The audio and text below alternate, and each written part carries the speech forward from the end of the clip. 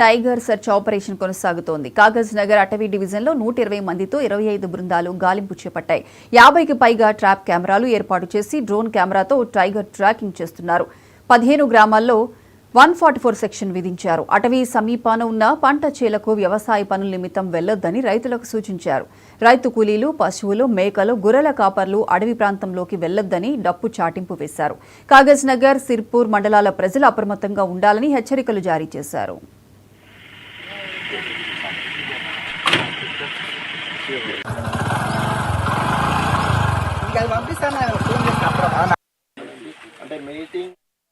Search operation జరుగుతుండగానే Asifabad మండలంలోని దానాపూర్లో మేకల మందపై పులి దాడి చేసింది.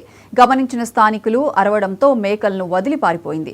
సమాచారం అందుకున్న అటవీశాఖ సిబ్బంది గాలింపు చర్యలు చేపట్టారు.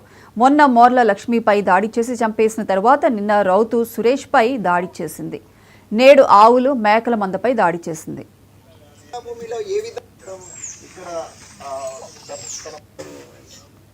మృతి చెందిన మోర్ల లక్ష్మి కుటుంబాన్ని సురేష్ను వైల్డ్ లైఫ్ పీసీసీఎఫ్ అధికారులు పరామర్శించారు. మృతురాలి కుటుంబానికి అటవీశాఖ మంత్రి కొండ సురేఖ 10 లక్షలు ఎక్స్గ్రేషియా ప్రకటించారు.